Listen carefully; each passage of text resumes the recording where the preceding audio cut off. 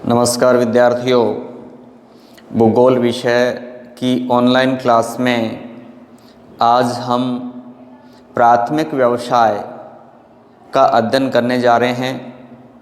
पिछले वीडियो में हमने विभिन्न मानव व्यवसायों का संक्षिप्त परिचय लिया था। किस श्रेणी के अंतर्गत कौन सा व्यवसाय शामिल किया गया है, इन व्यवसायों का विकास किस प्रकार से हुआ है, इसका हमने पूर्व वीडियो में अध्ययन किया। आज हम प्राथमिक व्यवसाय में सम्मिलित जो क्रियाकलाप हैं उनका परिचय लेंगे, उनका विस्तृत अध्ययन करेंगे।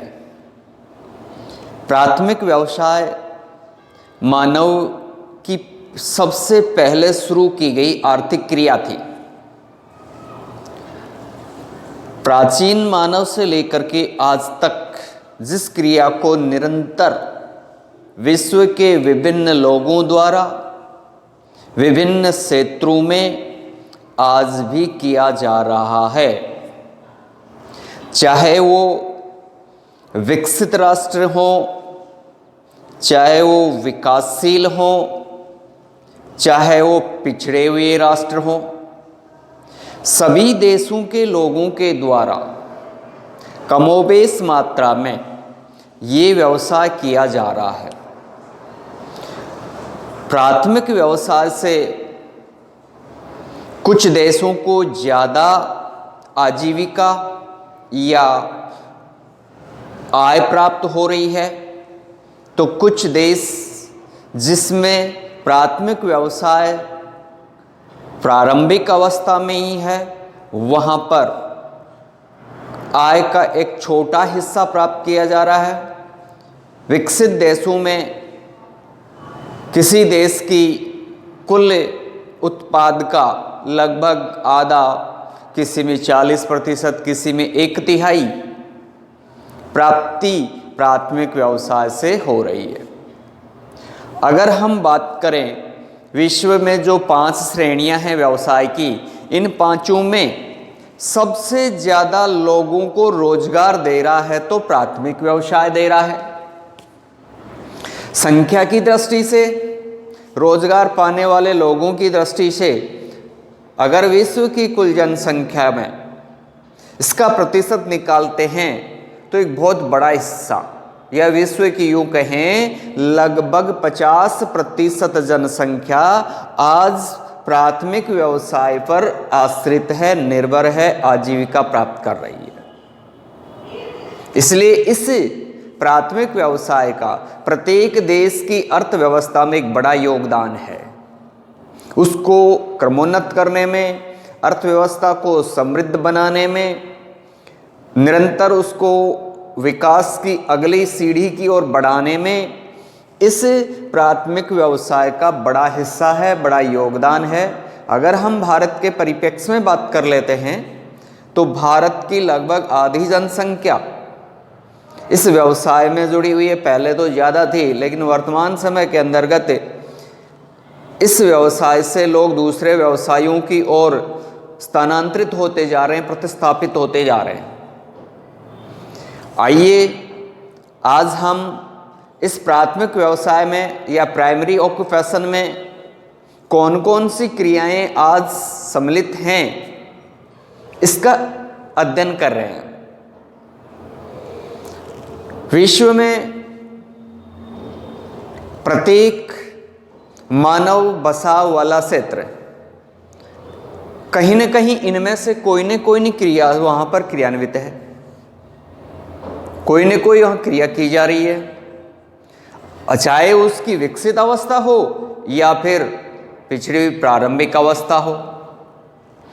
इन प्राथमिक व्यवसाय में सम्मिलित जो क्रियाएं हैं उनके अंतर्गत आखेटन, हंटिंग, शिकार,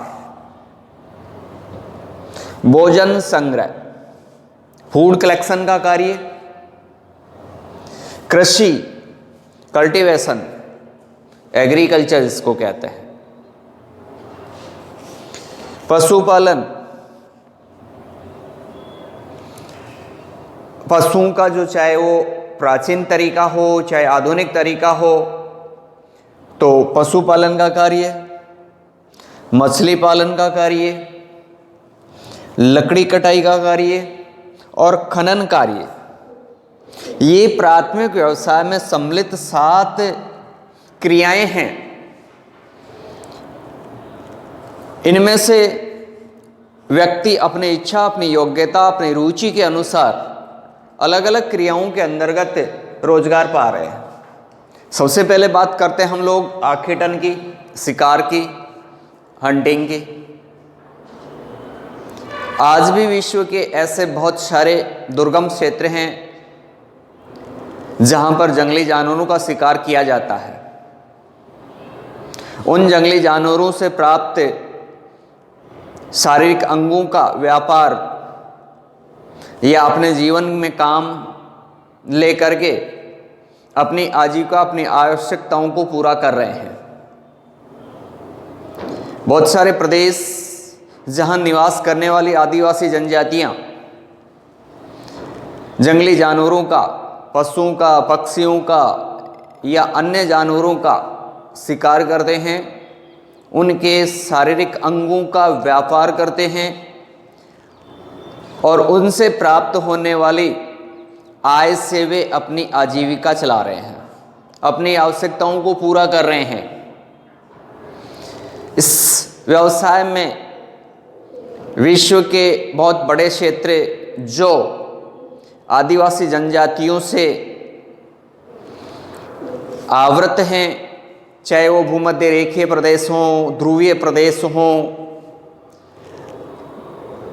जब हम विश्व की प्रमुख जनजातियों का अध्ययन कर रहे थे, जिसमें एस्किमो का अध्ययन हमने किया, बुशमैन का अध्ययन किया, भील का, गोंड का, इनका अध्ययन किया था, तो आपने देखा कि अधिकांश ये जनजातियां प्रारंभ में आखेटन और शिकार पर आश्रित थी।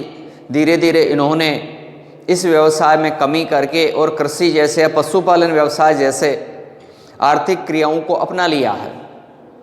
लेकिन फिर भी आज भी ये सारी क्रियाएं, आखेटन का कार्य, शिकार करने का कार्य आज भी विश्व के अंतर्गत बड़े स्तर पर किया जा रहा है। माना कि भारत की बात करो चाहे विश्व की बात करें, शिकार पर धीरे धीरे प्रतिबंध जरूर लगा है, लेकिन फिर भी चोरी छिपे ये शिकार करते हैं और आजीविका प्राप्त कर रहे हैं।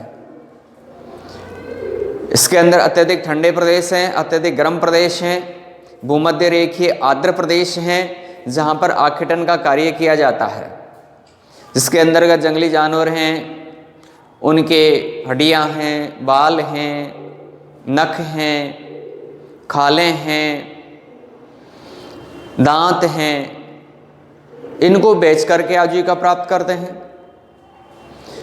बहुत सारे जानवरों का मांस ये अपने भक्षण या भोजन के लिए काम लेते हैं। तो इस तरीके से विश्व के बड़े स्तर पर, बड़े भागों के अंतर्गत आखेटन का कार्य या शिकार का कार्य आज भी किया जा रहा है।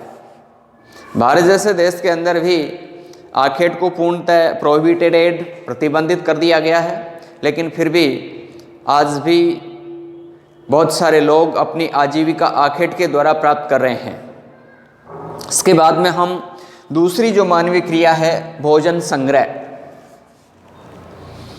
अपने भोजन को जंगलों में पेड़ पौधों से प्राप्त करना।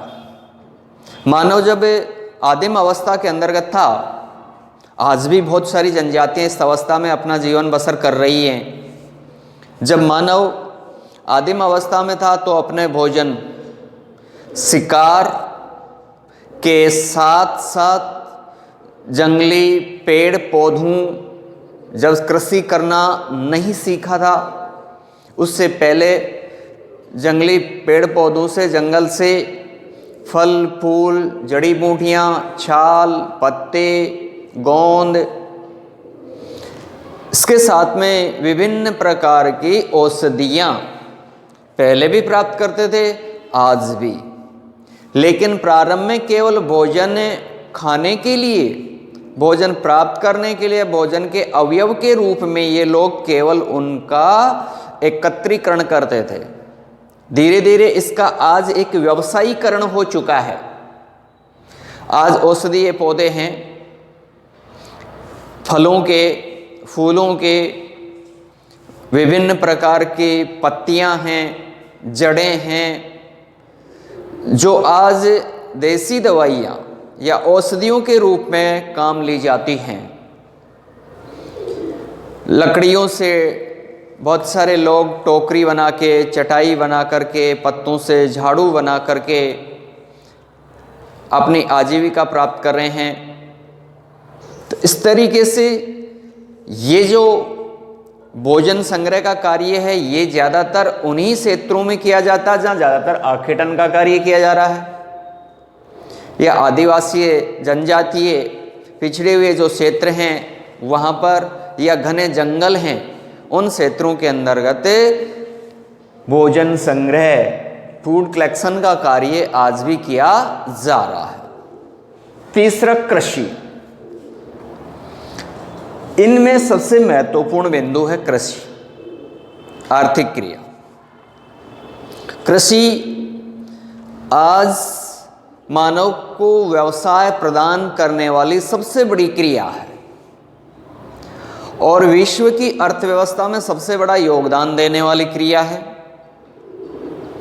कृषि पहले पिछड़ी हुई आदिम निर्वहन कृषि के रूप में की जाती थी, लेकिन आज कृषि की कई प्रकार की प्रणालियां हैं, कई प्रकार की पद्धतियां हैं, विधियां हैं, जिनके द्वारा लोग कृषि कर रहे हैं। एक उन्नत अवस्था की ओर कृषि आ चुकी है, जिसमें कृषि की कई प्रणाली हैं। कृषि का विकास की हम बात करें, आदि मानव जब शिकार और भोजन संग्रह के द्वारा अपना पेट पालन करता था, धीरे धीरे उसको ये समझ आई कि मुझे भोजन प्राप्ति के लिए दर दर भटकना पड़ता है। उसने आसपास उगे हुए जंगली पौधों के बीजों को जब उसने स्वाद के रूप में चखा, खाया, तो अच्छा लगा। उसी दौरान कुछ बीज आसपास के क्षेत्र में बिखरने से वो एक नए पौधे के रूप में तैयार हो गए।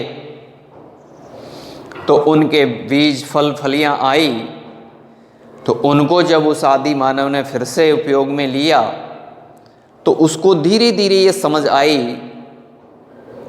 कि इन पौधों को खाने के साथ साथ बीजों को हम अगर बो देते हैं तो अपने भोजन की आपूर्ति एक ही स्थान पर रह करके पूरी की जा सकती है।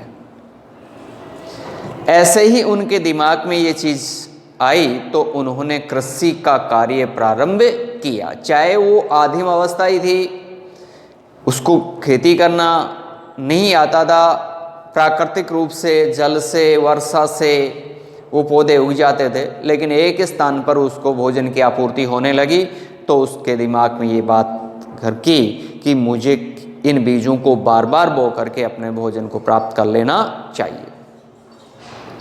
आज हम प्राचीन इतिहास को उठा करके देखते हैं, चाहे वो आर्य सभ्यता की बात करें, प्राचीन सभ्यताओं के स्थलों पर भी कृषि करने के नमूने या साक्ष्य प्रमाण प्राप्त हुए हैं। हमारी आर्य सभ्यता के, चाहे वो कालीबंगा, लोथल, आहड़ जैसी सभ्यताएं हों, वहाँ पर भी जुते हुए खेत या वहाँ के खंडरों से प्राप्त होने वाले चावल के दाने प्राप्त हुए हैं। तो इससे प्रतीत होता है कि कृषि का विकास बहुत प्रारंभिक समय से ही हो चुका था, बहुत पहले हो चुका था। धीरे धीरे इसका एक विकसित रूप आज हम देख रहे हैं, जिसमें नवीन विधियों से आधुनिक कृषि, जिसको रासायनिक कृषि कहते हैं, तकनीकी कृषि कहते हैं, उसका रूप आज हमें देखने को मिल रहा है। कृषि की जो विभिन्न प्रणालियां हैं, उनके बारे में हम चर्चा करते हैं।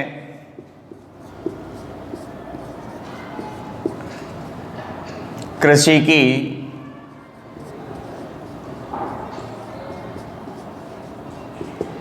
प्रणालियां। पहली है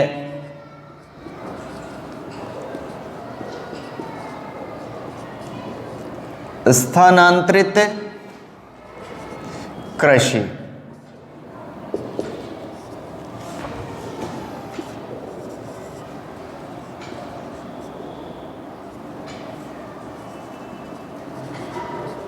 निर्वहन कृषि।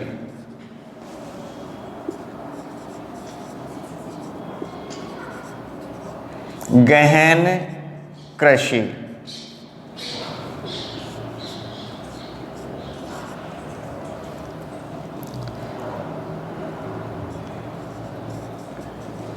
विस्तृत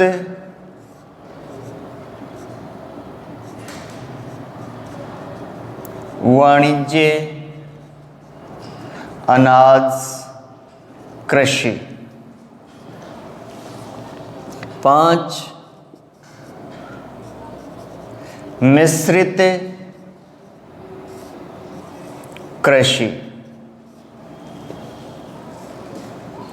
6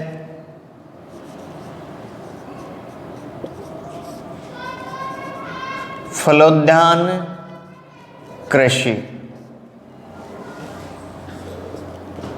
7 दुग्ध कृषि। 8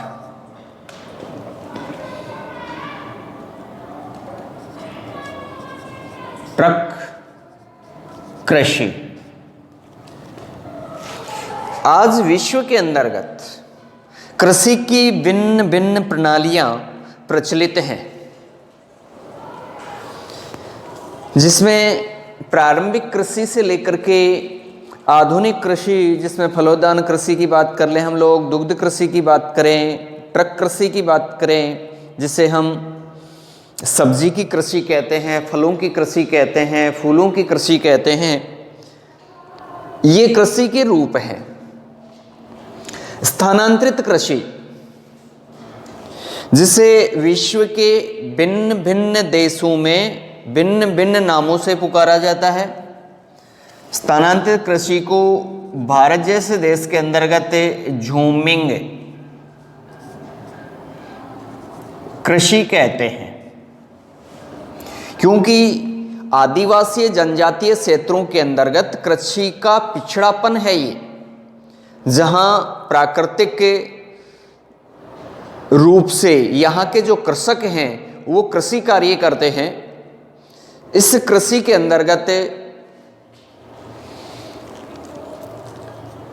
भूमि ऊबड़ खाबड़ एवं कम होती है, ढाल वाली भूमि होती है, पथरीली भूमि होती है, या यूं कहें कि पहाड़ी क्षेत्रों की आसपास वाली ये भूमि होती है जिस पर यह कृषि की जाती है।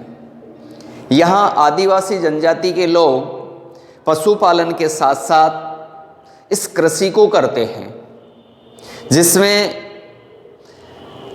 कृषक खेत तैयार करने के लिए अपने परिवार के सदस्यों का और लकड़ी एवं लोहे के औजारों के द्वारा उपयोग करता है। वर्षा आने से पहले कृषक अपने खेत में उगे हुए पेड़ पौधों को काट करके, से झाड़ियाँ होती हैं, छोटे पौधे होते हैं, उनको कटाई करके सूखने के पश्चात उनको आग लगा करके जला देता है। उसकी जली हुई राख को कृषक अपने खेतों में बिखेरता है, जिससे कि वो देसी खाद का कार्य करती है। उसके बाद में फावड़े, कुदाली जैसे स्थानीय औजारों के द्वारा उस खेत की खुदाई करता है। वर्षा आने के समय खेत में बीजों को छिटक करके फैला देता है या बो देता है, और उसके बाद में उस पर फिर से खुदाई करके बीजों को दबा देता है। वर्षा आने के दौरान वो बीज अंकुरित होकर के फसल खड़ी होती है और फसल पकने के दौरान उनकी कटाई कर ली जाती है। 1 या 2 साल के दौरान यही तरीका बार बार अपनाया जाता है, तब तक उस खेत की उर्वरता क्षमता क्षीण हो जाती है। इसके बाद में कृषक उस खेत को परत छोड़ देता है और पहले वाली क्रिया दूसरे स्थान पर, यानी खेत तैयार करना, खुदाई करना, बीज छिटकना, फसल तैयार करना, कटाई करना, ऐसी ही क्रिया दूसरे स्थान पर वो फिर से 2-3 साल के लिए करता है।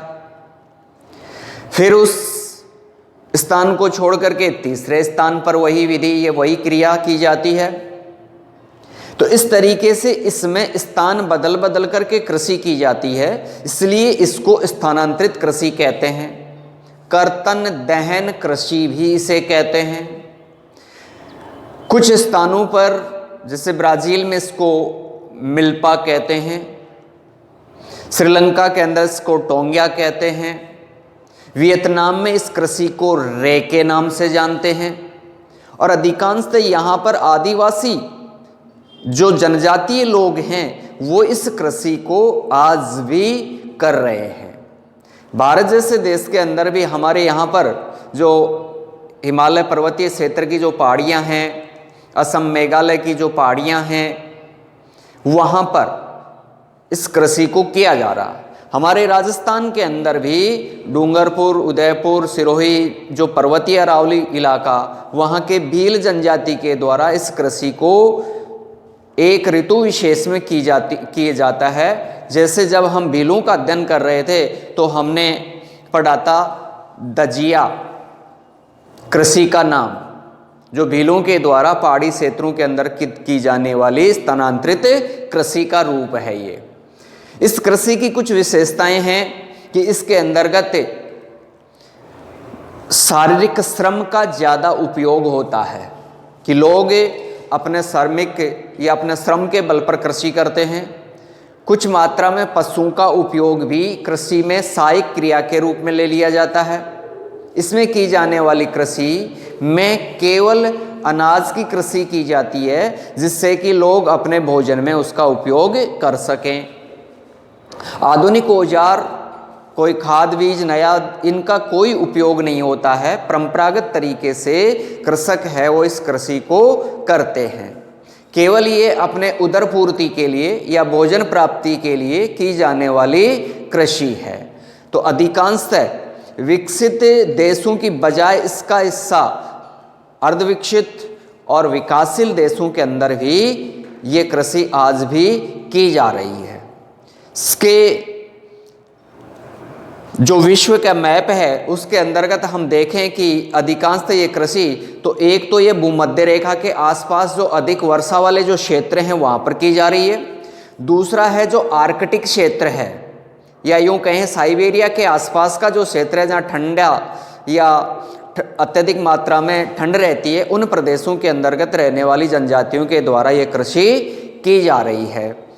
तो ये स्थानांतरित कृषि या कृषि के अंतर्गत जो पहली प्रणाली है स्थानांतरित कृषि, जूमिंग कृषि, स्लेश दहन कृषि, या विश्व में इसे कई नामों से भी पुकारा जाता है। यहाँ से कई बार बोर्ड परीक्षा के अंतर्गत छोटा प्रश्न पूछ लिया जाता है कि स्थानांतरित कृषि को विश्व में किन किन नामों से पुकारा जाता है। तो हमें देश और उस देश के अंतर्गत पुकारा या लिया जाने वाला नाम, ये विशेषता याद रखना कि भारत में इसे जूमिंग के नाम से जानते हैं, श्रीलंका के अंतर्गत इसे टोंगिया के नाम से जानते हैं, ब्राज़ील में इसको मिल्पा के नाम से जानते हैं, इंडोनेशिया वियतनाम में इसको रे के नाम से जानते हैं, राजस्थान के अंदर इसको दजिया के नाम से जानते हैं। ऐसे कुछ नाम हैं जिन्हें हमें याद रखना होगा। इसके बाद में कृषि की जो अन्य प्रणालियां हैं उनके बारे में एक एक करके हम अगले वीडियो के रूप में इसका अध्ययन करेंगे।